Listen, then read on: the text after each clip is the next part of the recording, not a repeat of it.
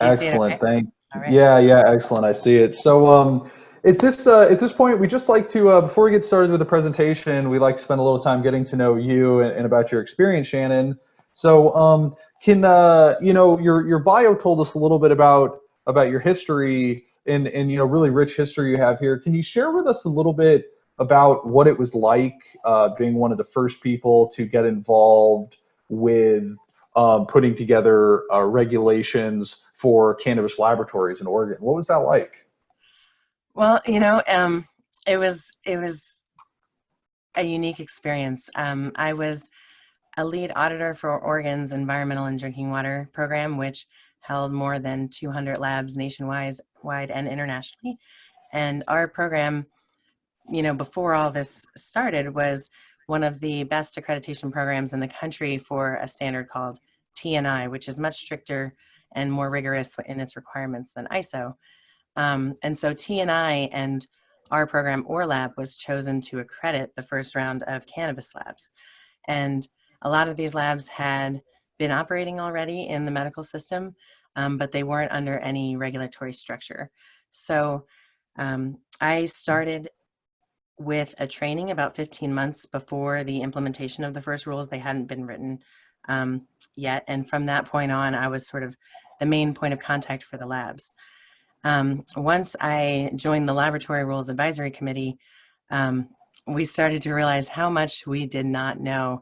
And while Colorado and Washington were already legal, they didn't have laboratory oversight programs necessarily.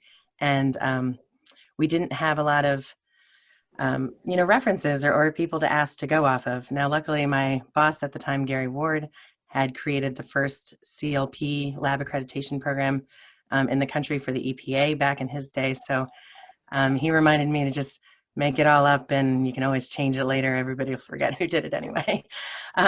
Which is, we were also tasked with putting together the first pesticide list in the country and the first sampling protocols. And so my brother had been a grower before he passed away, so very luckily I had knowledge of the industry from the other side and friends of his that were willing to sort of let me know how the extraction processes were going and what people were doing and how harvest was.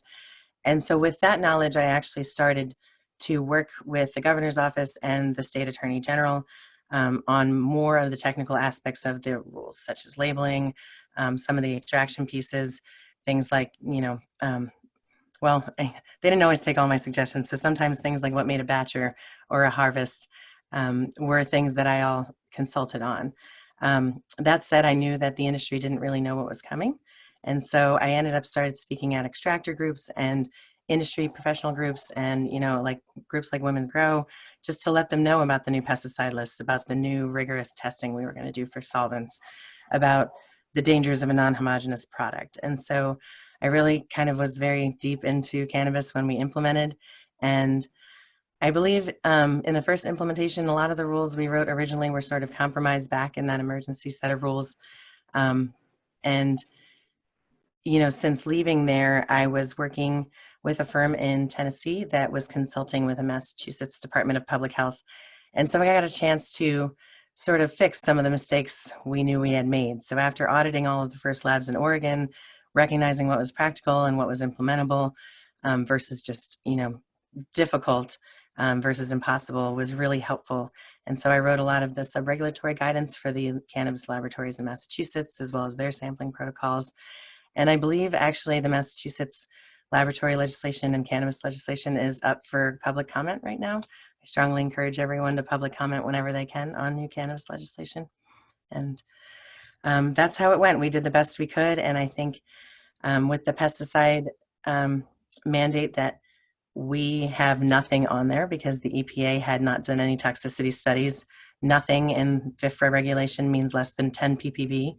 That was analytically impossible. And so we did the best we could to use the data of people who had already been running pesticides in the industry to create what we thought were reasonable LOQs as action levels. Yeah, thanks for sharing all that. We can sense your kind of depth there pretty quickly. A lot to So talk about.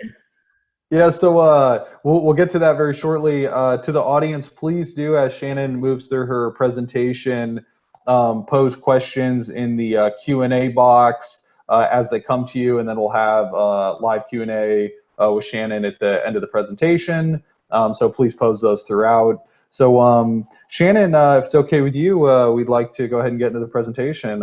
Please do go ahead. Okay. So, you know, this is a fairly new topic for me, but I realized in my consulting that supply chain considerations and supply chain best practices are something that are still not fully implemented in our industry. I think our industry is maturing so quickly, and for a while it was necessary and easy to be fly by the seat of your pants. But what I increasingly see is clients and my networks like losing money when they could just be putting a few of these practices in place in order to sort of, you know, manage their costs a little better in their supply chain practices, but also to control their risk. And there is a lot of risk in the cannabis supply chain.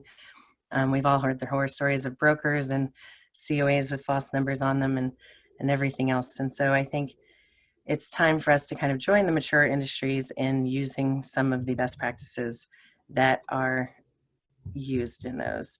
And so the benefits of optimizing your supply chain, you have a lot of operational savings, as I just talked about, through inventory management and risk control. You're also improving the efficiency and quality of everything that you are receiving in your supply chain and that you are producing for the supply chain by setting real specifications and specifications that matter to your final product.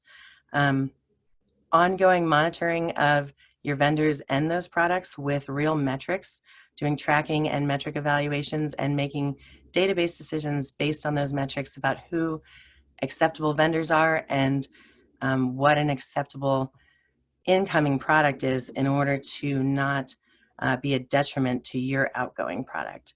And for laboratories, our outgoing product is always going to be the data.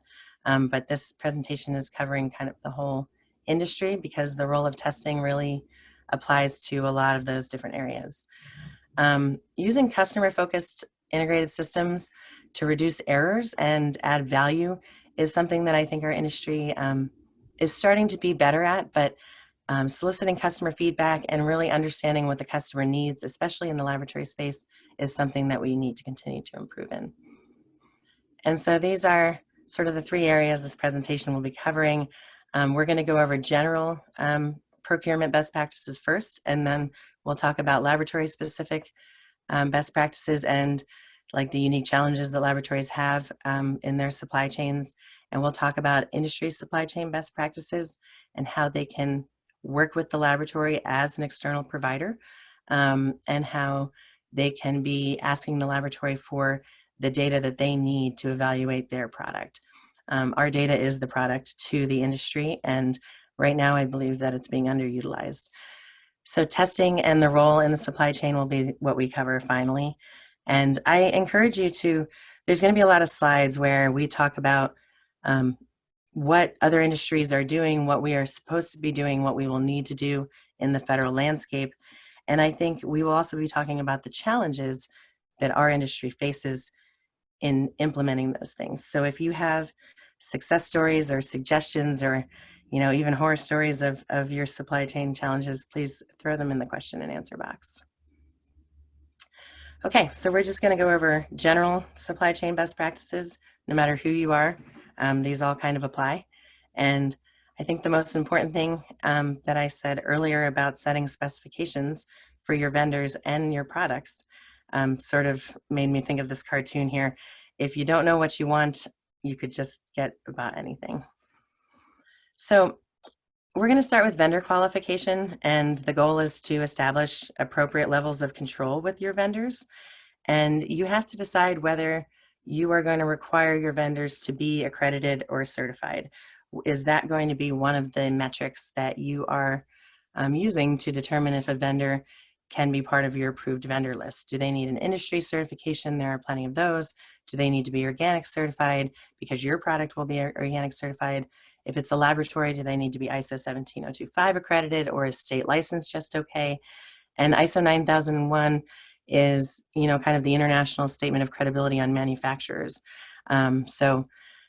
Decide if your vendors need to have these sort of international statements of credibility, And that will reduce a lot of the evaluation you would have to do of your vendors' practices in their management systems. So finally, we've said this a couple times, setting product specifications and customer service expectations with your vendors is very important. I think our industry doesn't realize yet that in our contracts, we can put in expected turnaround times, expected responsiveness from the company, things like that. And, that contract can really assure us that we are going to get the service that we need from our approved vendors, or we will try to evaluate new vendors that can provide that service. So, as I mentioned earlier, tracking your vendors and your products with actual metrics is really important. The metrics that you're using and how a vendor is doing should be communicated to them from the beginning. Sometimes they're even included in contracts, and we'll talk about that a little bit. And most of the metrics will be centered around the completeness of the product you're getting, the accuracy of the product you're getting, and the closeness to specifications, and the on-time delivery of your product. So these meaningful metrics will look at product quality, customer service, turnaround time, costs, and consistency. If you are getting supplies that are not consistent, your product also may not be consistent, and that's a risk. So as you're qualifying vendors and evaluating them, a lot of times other industries will perform client audits. I am performing a nutritional supplement client audit tomorrow, and this company provides certain services for a CBD company, and client audits in our industry are not being done yet of their vendors, but I believe that it is a practice that we really need to come up on, and not just of our laboratories, but really of all of our vendors. So when you're deciding when to do a client audit, you have to determine if you have qualified auditors on staff, or are you going to hire them? Do you need to do an on-site audit of that vendor? Are they in another country? Could you do a desk audit of their documentation? Could you do a virtual audit? Virtual audits used to be sort of frowned upon in my ISO and other auditing worlds, and now they are quite the norm. What kind of audit materials do you need? Are you going to be auditing them to your contract and your specifications? Are you going to be auditing them to their compliance to the ISO standards that you required of them? Are you going to be auditing them to state regulations? So you have to decide in your contract what your metrics and tracking are going to be, and then when you go audit them, your audit materials should reflect those requirements. And so what you can do in an audit, and can really save you a lot of time, is review that vendor's external audits. If they've had a recent ISO 9001 audit or an ISO 17025 audit, part of your audit can be reviewing what those organizations found and sort of starting off in any trouble areas that those audits may point to. So setting products and service specifications are a little different in the two worlds. In the laboratory world, you are always questioning whether your consumables, your support equipment, your supplies are going to be impacting your data quality. And so you usually want to look at your method requirements. I know different states have different data quality objectives or data quality criteria. And so if you need to meet accuracy levels in California of 70 to 130%, but possibly in a state like Oregon where you have to be tighter in something like metals to 90, 110%, that may affect which consumables, which reagents, and which instruments you choose to buy. I always encourage laboratories to use reference methods. They usually will tell you what grade of solvent you might need, what grade of water you might need. But if you're not using a reference method, I would very strongly suggest setting specifications to the data quality objectives in your SOP. Always consider whether or not you're having issues with your blanks. Your blanks are an indication that contamination is being introduced from somewhere. So whether that's your solvents in your mobile phase or the filters that you use during extraction, when your blanks go wrong, you really want to go back and look at your consumables and supplies. If you are a producer or a processor, you want to have set your final product design specifications, and you have set your product control criteria. And so when you are setting specifications for supplies and services that go into that final product, you need to base those on your final product acceptance criteria. So how much variance and how much accuracy do you need in a sensor of your extraction equipment in order for your extraction equipment to meet its IQ/OQ requirement of only having pressure variations of so many PSIs, for instance. So generally, if you're making equipment, you're going to have IQ/OQ specifications that you can work around. And with extractions, concentrates, any kind of cannabis-infused products, you're always going to be worried about label accuracy and consistency of product. And then you have to consider customer requests. So in both the laboratory and the production space, we're going to talk about ISO as this international standard and how meeting the client's needs is sort of the main tenet of ISO. And so once you have set your specifications and you're using your approved vendor list, you want to make sure that you are evaluating your products, data, and services as you receive them for acceptability. So upon receipt, generally you're going to check any documentation that you received with that product. You're going to check the packing slip against your PO, your purchase order. You're going to do a visual inspection of the product. If it's a service, you will obviously get a verbal sort of debrief. And generally, if you are a laboratory, you are usually getting reference materials and solvents with certificates of analysis.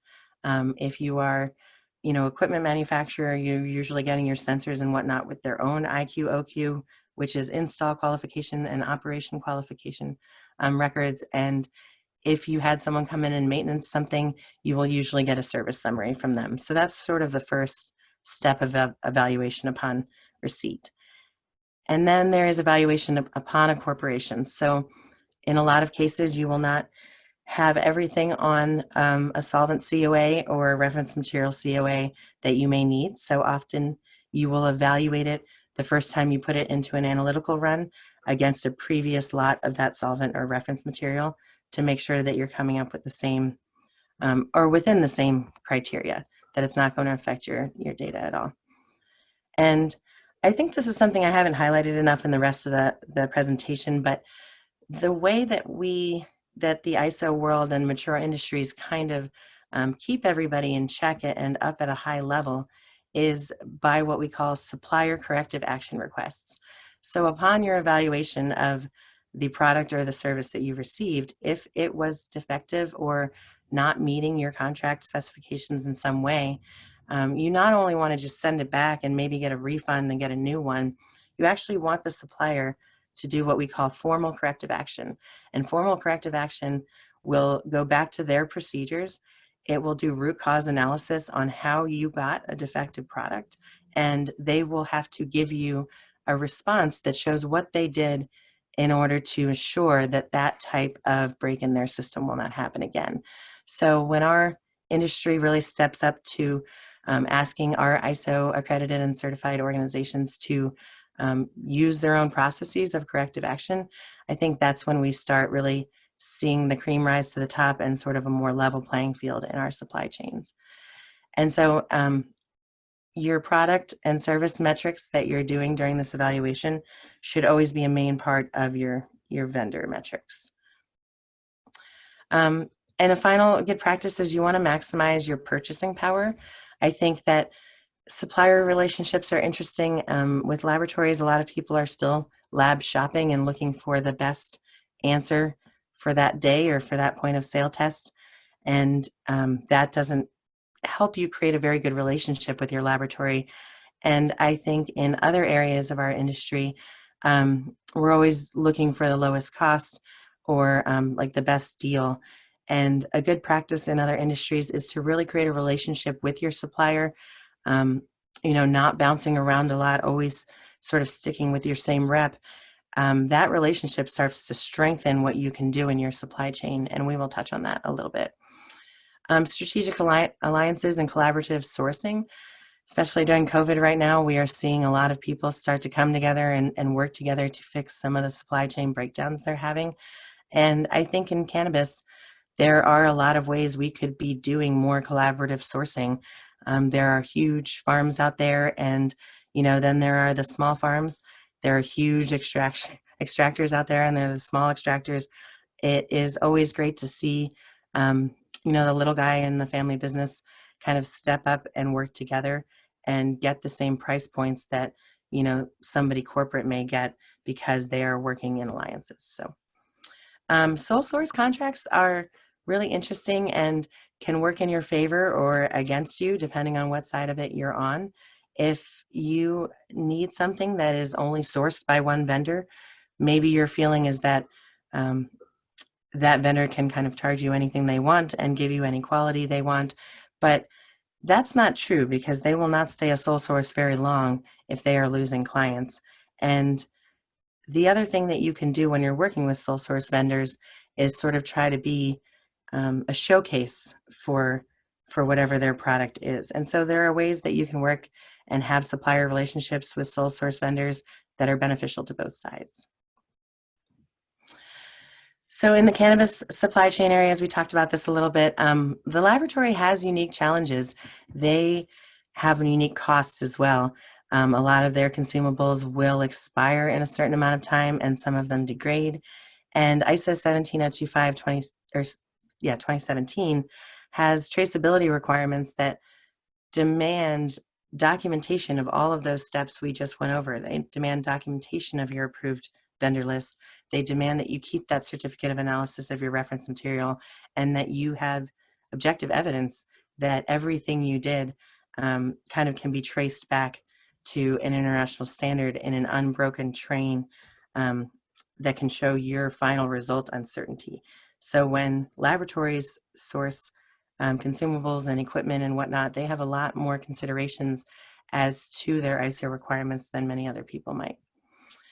And so the ISO 9001 standard is based on the control of each process that produces one product, and that is control of your planning and product design, control of your facility, control of your intermediate products, control of your equipment, control of the product even being approved for release, and then control in tracing your inventory and your product so you know how to recall it if something goes wrong.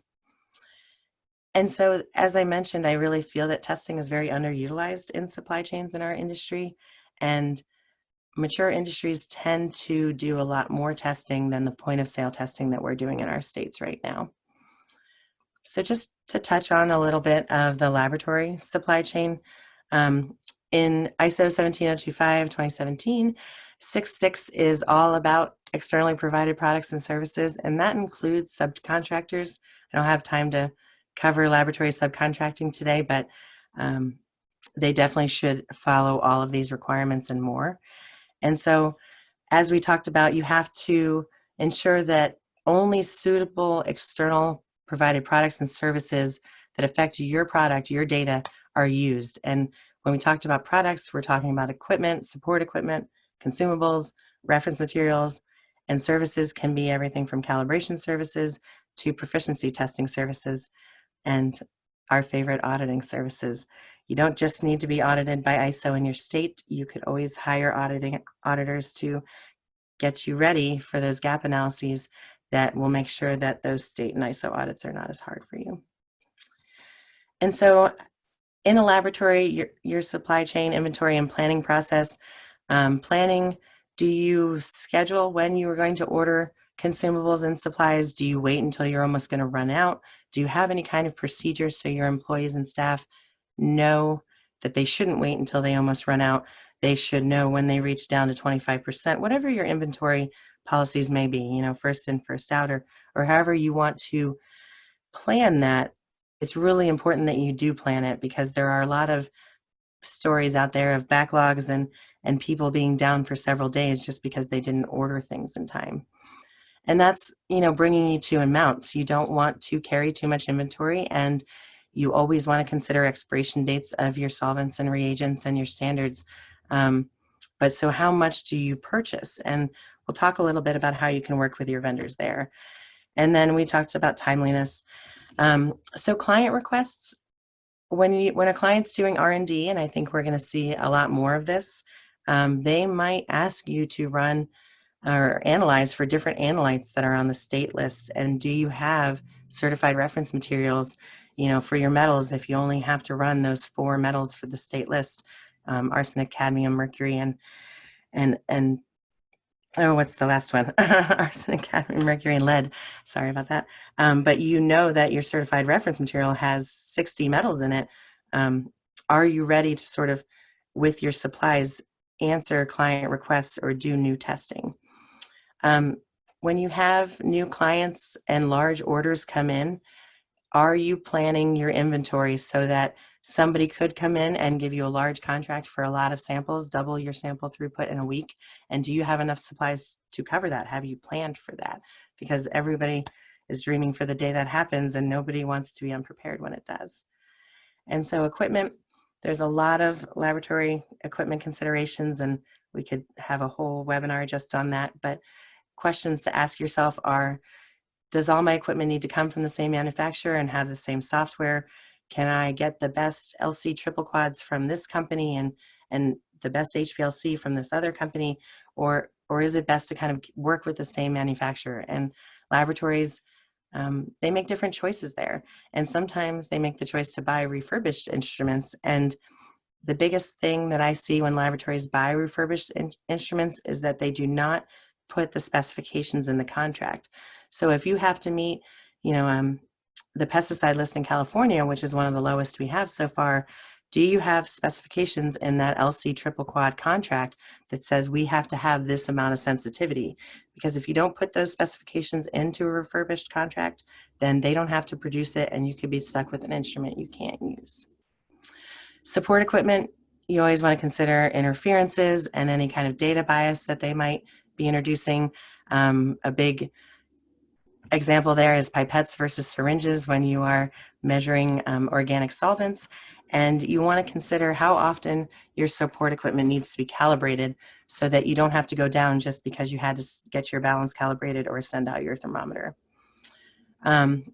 Inventory redundancy is always a good idea if you don't have that expiration problem. You want to be able to troubleshoot. Having extra columns, extra inlet liners, things like that is important.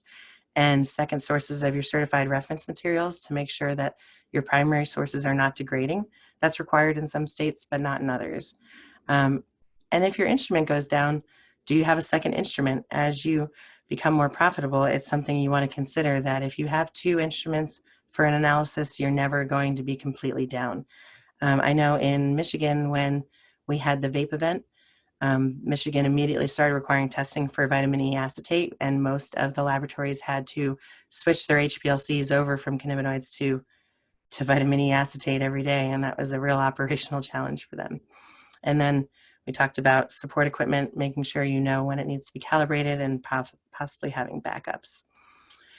So we touched a little on traceability with laboratories. So the laboratory who is ISO 17025 accredited needs to have all of the records necessary to historically reproduce the result and identify any contributors of uncertainty.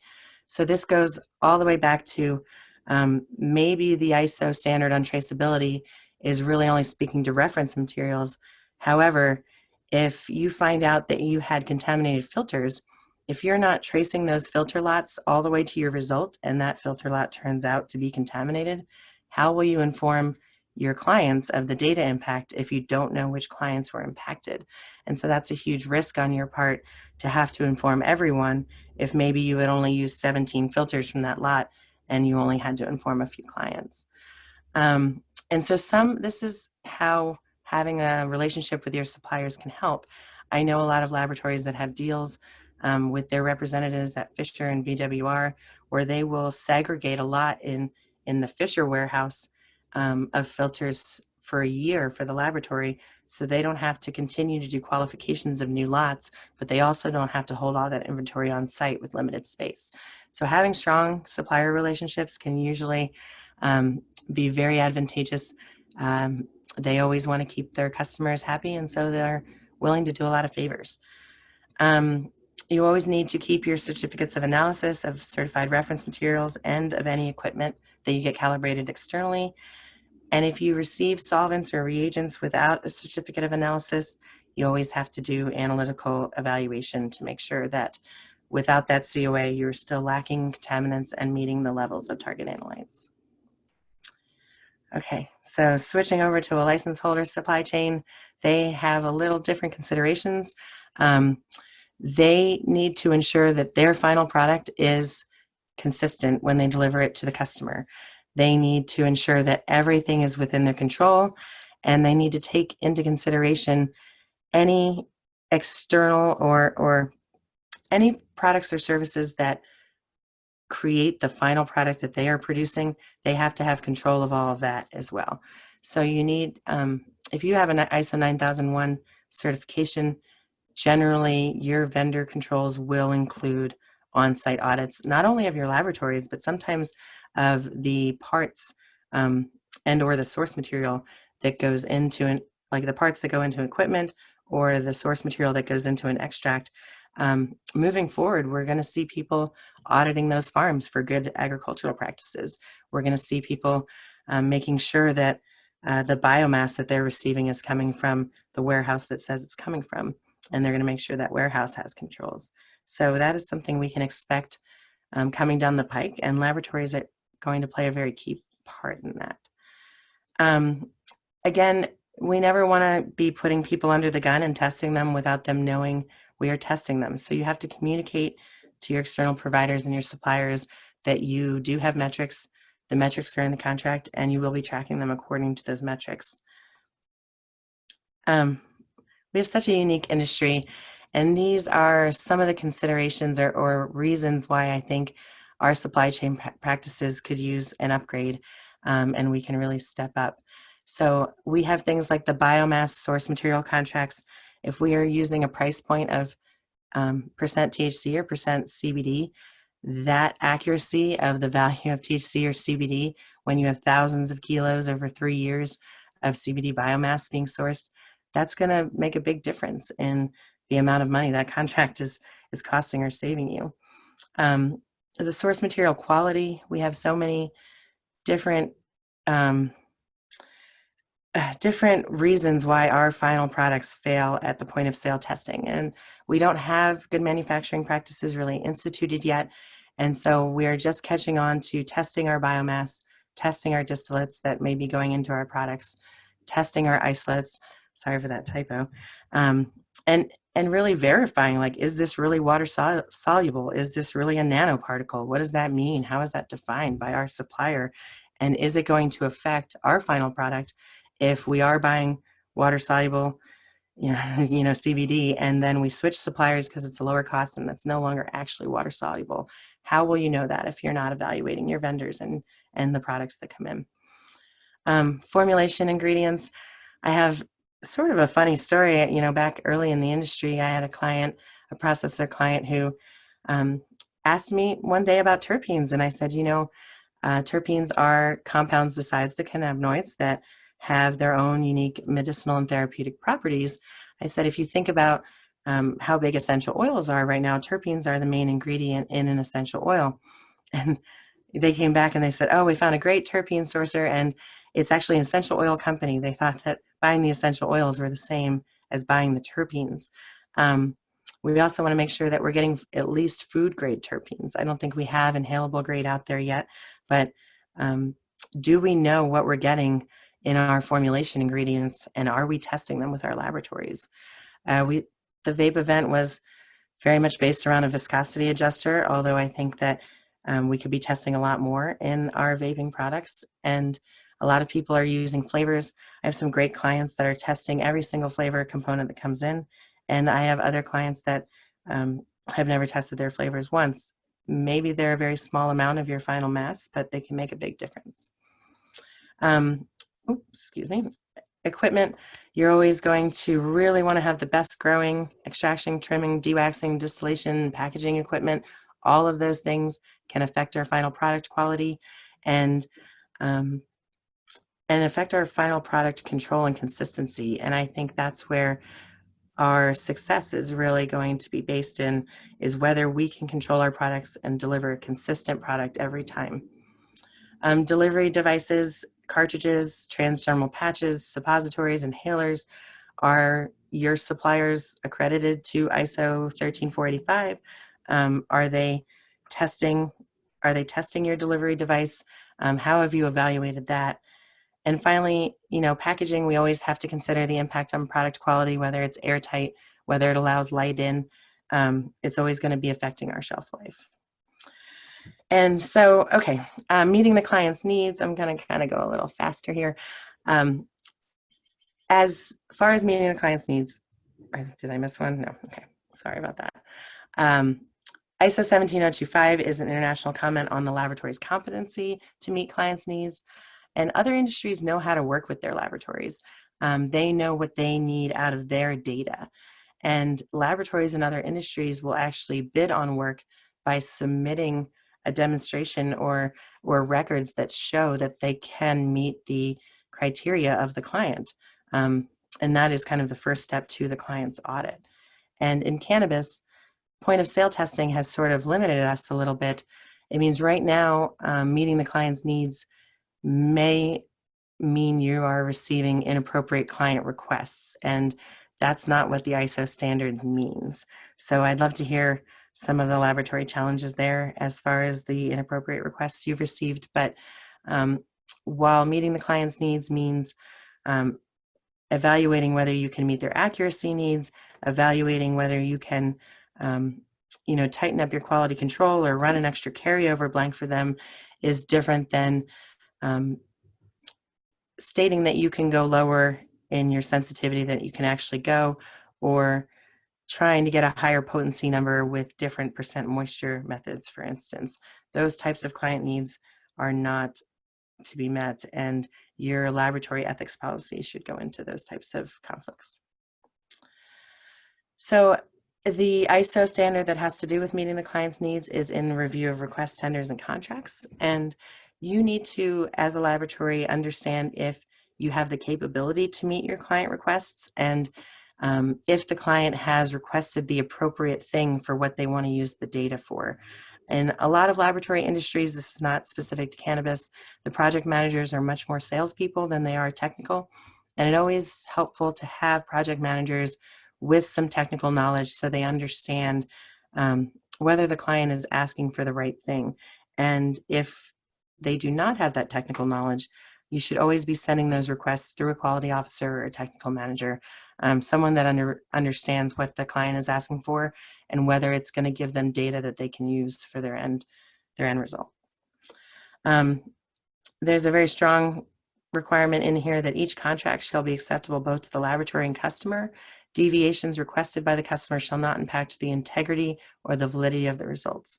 So if the customer is asking you not to do a percent moisture on a potency, and we know that that's not a real representation of a dry weight potency number, we don't want to agree to that contract. And this is where the laboratories are under requirements with their ISO accreditation to allow client audits. I know that early in the industry, I don't think I could have found a laboratory in a lot of the different states that would have allowed a client to come audit them. And it surprises me how much the industry does not know that they can check on the validity of their results with client audits, with data reviews. If you fail an action limit, do you know that you can ask the laboratory for more records about that failure to make sure it wasn't lab error before you lose your product? So the laboratory is required to provide reasonable access to areas of the laboratory and preparation, packaging, and dispatch of items needed by the customer for verification purposes. So that can be like a data package of a failed action limit. Okay, so again, in other industries, client requests can be simple.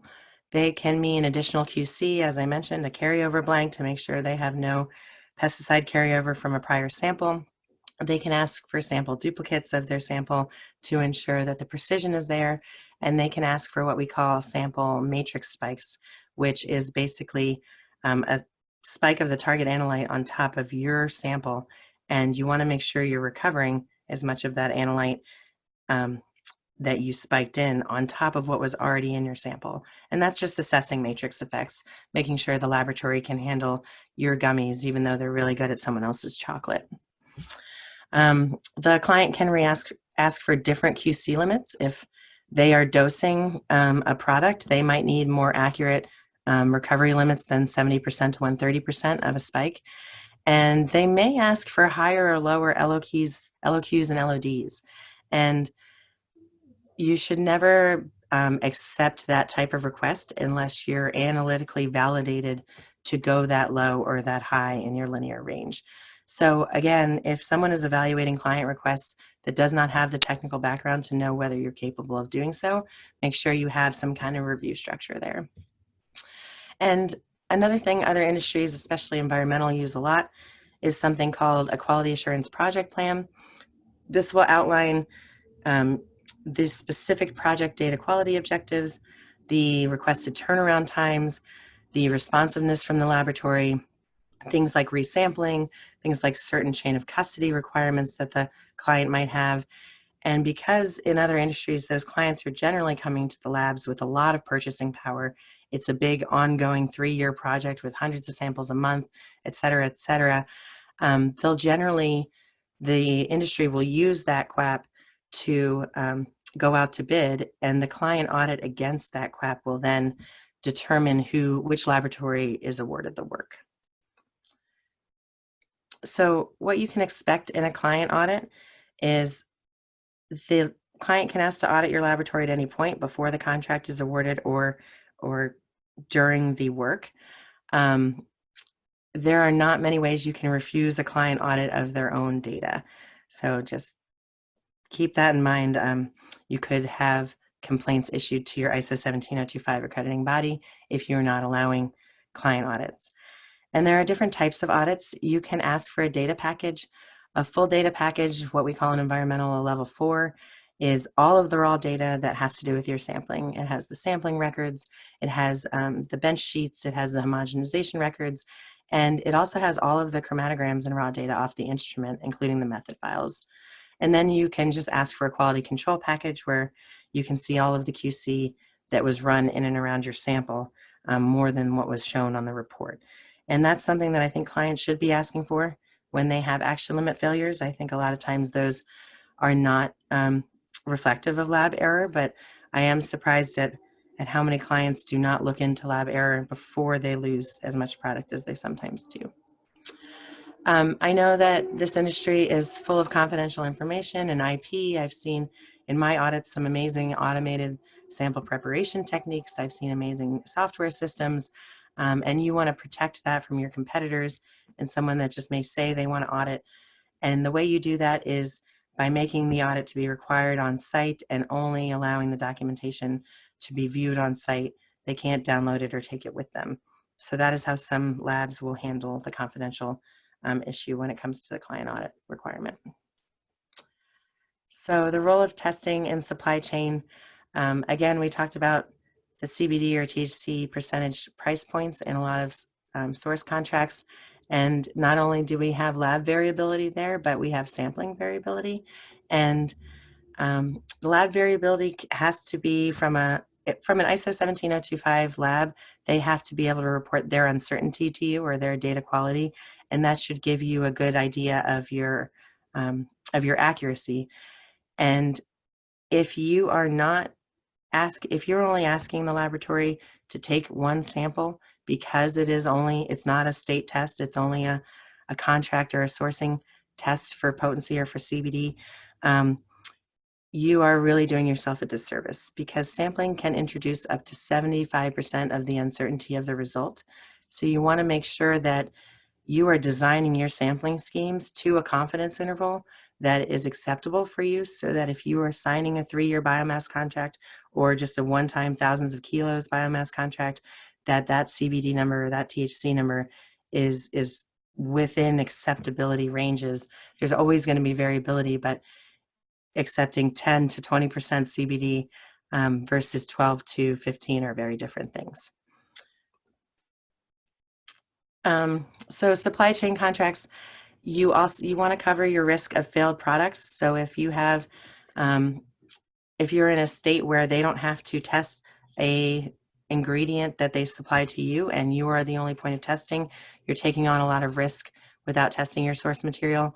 And in states where they do have to test their source material before they sell it to you, they want to make sure you don't have any inventory gaps. So if you're not evaluating your vendor for this consistency of passing their testing, then you're putting yourself at a lot of risk, either for your own failed product or for an inventory gap to make your product.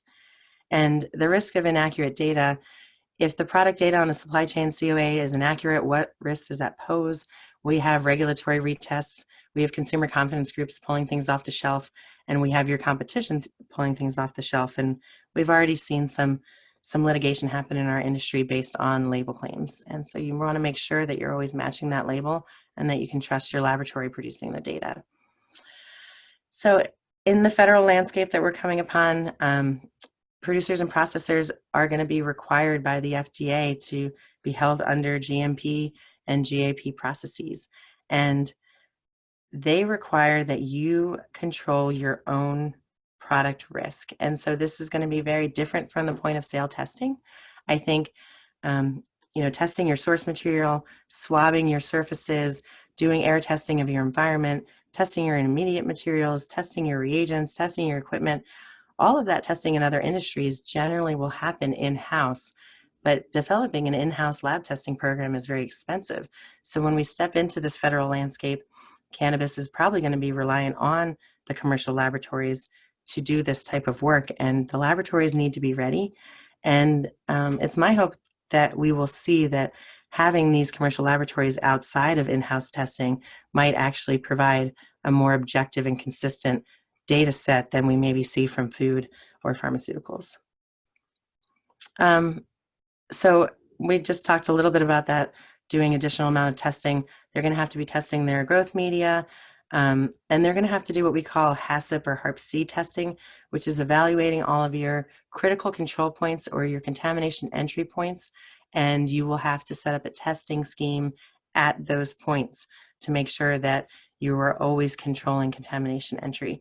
So for instance, you might have testing of your HVAC system, you might have testing of employees or like employees' hands or the surfaces, like right where the shipping and receiving is happening. In the packaging room, you might have periodic testing of the package lots before they come in. All of that testing will be required in a federal landscape. Okay, so that was a lot of material packed into a 25-minute presentation, but I would love to have this discussion with everyone.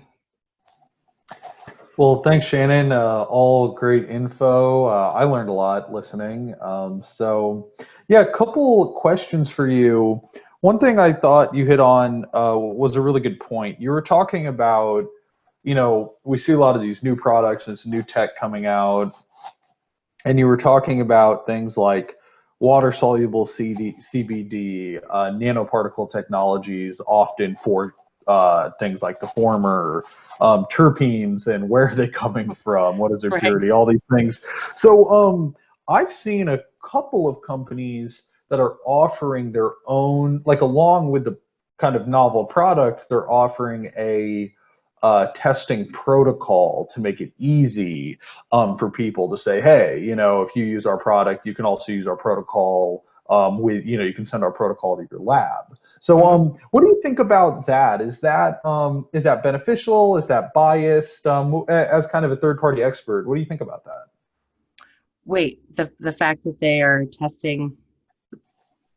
I'm saying the fact that like companies that are putting out these novel products or these novel kind of materials are offering their own testing protocol to go along with it. Oh, it's interesting. When a producer of something like a terpene or a flavor formulation is producing its own testing protocol, that can be appropriate if it's validated properly, but the laboratory would have to do its own validation. And I think that we are unique in that cannabis does not have any reference methods for analysis, but there are a lot of parallel reference methods out there. There's AOAC, there's EPA, there's tons of reference methods for the technology and for the target analytes.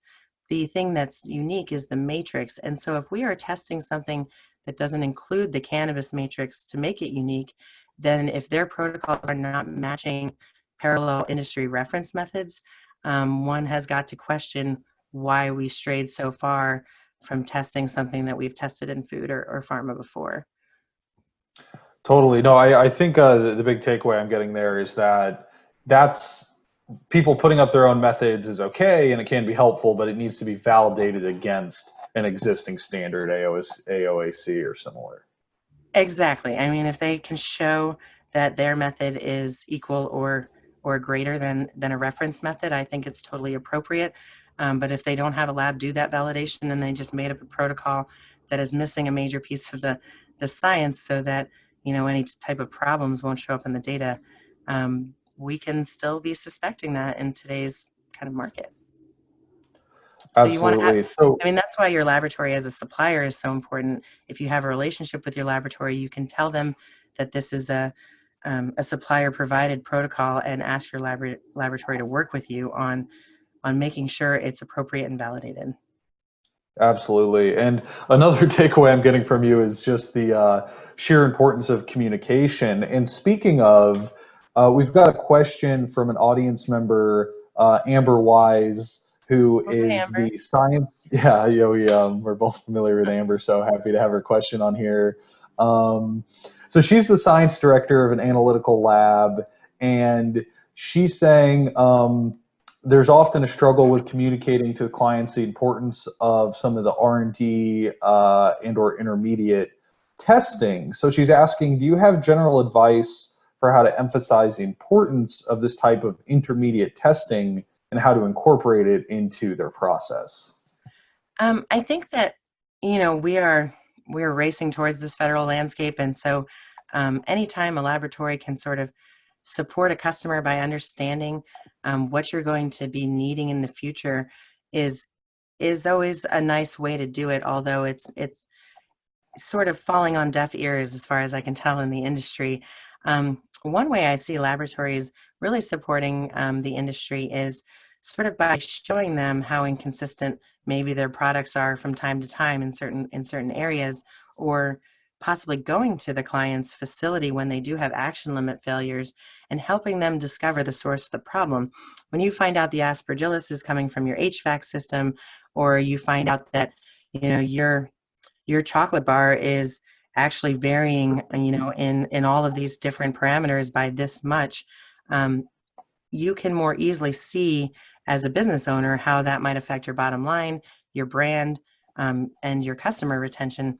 So sometimes it's harder lessons learned where you actually have to show them the data from um, multiple runs and sort of hope that they have enough business savvy to see how that inconsistency will affect their brand, or you have to wait for them to fail an extra limit before you can emphasize the importance of environmental testing. And as far as intermediate product testing, I think we could all look at the vape event, and granted that was um, use like viscosity fixers for a lot of different reasons than sometimes our extractors use viscosity fixers. But if you are having trouble maintaining your final product consistency, if you always have to use a different amount of you know um, of fixer in order to get the same viscosity at the end, then your intermediate processes are not controlled, and that's going to introduce all kinds of risk that go way beyond viscosity. So I think the best thing we can do is prepare our industry for what's going to be coming in a GMP landscape. Show them, there are free presentations all over the internet on sort of like the necessity of really adhering to strong GMP practices. And if they're not going to listen to sort of good sense without consequences, then they're going to see the consequences in their data. And in order to retain those clients rather than have them lab shop for a different lab, is to support them in improving upon that data. Yeah, thanks for that thorough answer. I think it's interesting the kind of struggle between validated scientific evidence versus just staying afloat or doing sales in the cannabis industry. And I think it's something we kind of all experience. So, and we're running up on time here, but I did want to ask you another question that I think is relevant in this time. So you spoke on a few topics about the kind of standard laboratories or existing laboratories. Basically, we're talking about this kind of classic scenario we've all been living over the last many years of so many things in cannabis having to reinvent the wheel, right? Right. So Yeah.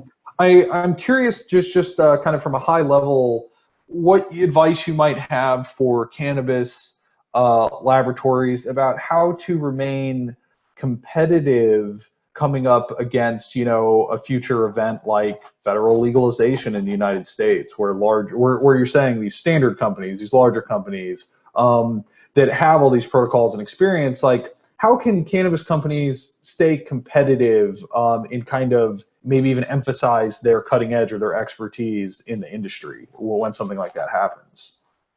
Well, I think that, we talked a little bit about the fact that a lot of people don't have the ability to build an in-house laboratory right now. And so we're going to see this new sort of GMP paradigm where we're going to have to use the commercial laboratories for all that type of testing as you can build in-house testing.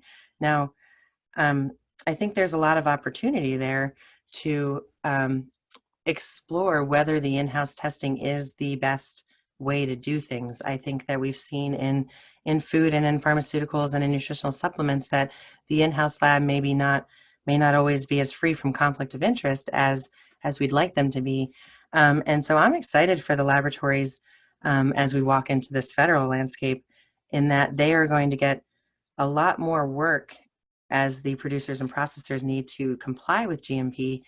Mm. On the flip side of that, I don't think the processors and the producers um, waiting for that to happen to understand how little control they have over their product or how much product risk they actually have in each unique line um, is going to behoove anyone. So um, we need to, as an industry, understand now what the financial motivations are for these other industries using these best practices, because regulations are nice, but we've seen in almost every industry that they don't cover the actual business risks or monetary risks that are being taken by cannabis right now.